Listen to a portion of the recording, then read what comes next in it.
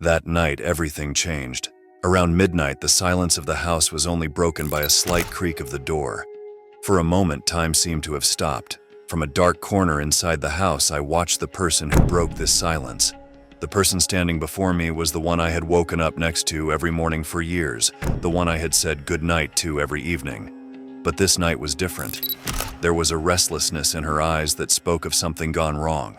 I was about to face a reality I had believed in and trusted for years, which perhaps never existed. Have you ever seen a lie in the eyes of someone you love?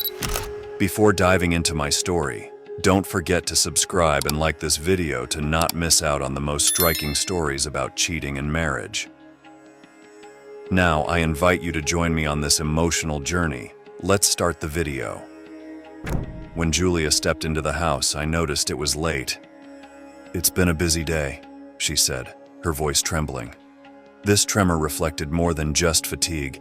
It seemed to be the strain of trying to hide something, her evasive glances and her hands constantly trembling.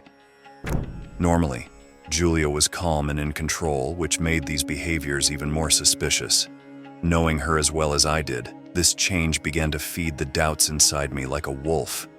That night, I couldn't close my eyes in bed. Julia's odd behaviors wouldn't leave my mind. By morning, following a recommendation from Jack, I decided to hire a detective named Carter. If something was going on, I needed to know it definitively. After hiring Carter, I took great care not to change my behavior towards Julia. I continued to play the role of a loving and understanding husband. I exerted great effort to not let her perceive the storms raging within me.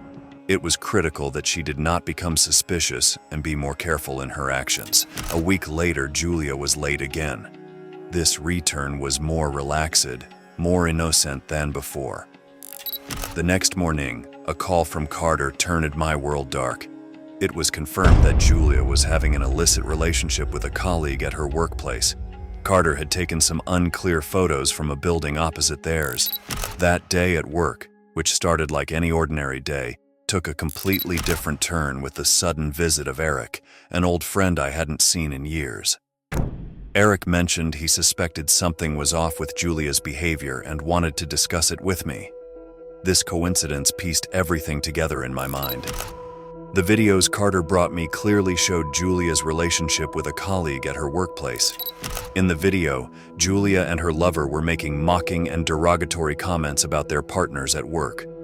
These conversations, not welcome in any work environment, made their betrayal even uglier. This was the perfect opportunity for my plan. When I returned to my office, I told my colleagues that I needed to travel out of town due to a crisis. During this time, I prepared a series of videos to expose Julia's infidelity to everyone. I sent the videos to Julia's colleagues, her family, and even the pastor at her church. My story shook the entire town within a week.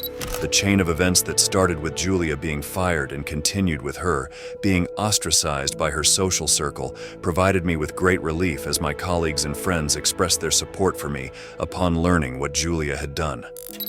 When I returned to town, Julia had left the house. At that moment, in the silence of our home, I felt the loneliness of a divorced man. But at the same time, I felt as if a burden had been lifted. I realized how fragile the values I thought our relationship was built on actually were.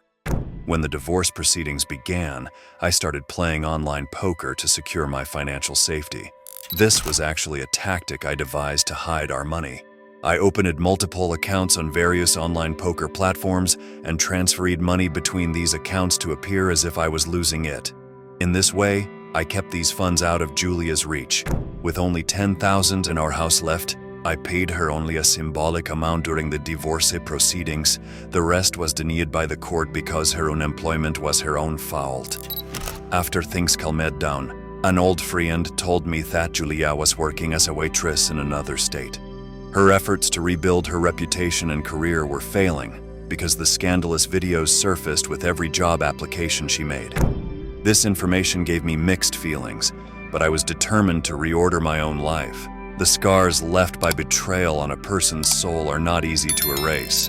What would you do in this situation? Would you seek revenge when betrayed, or would you choose to forgive?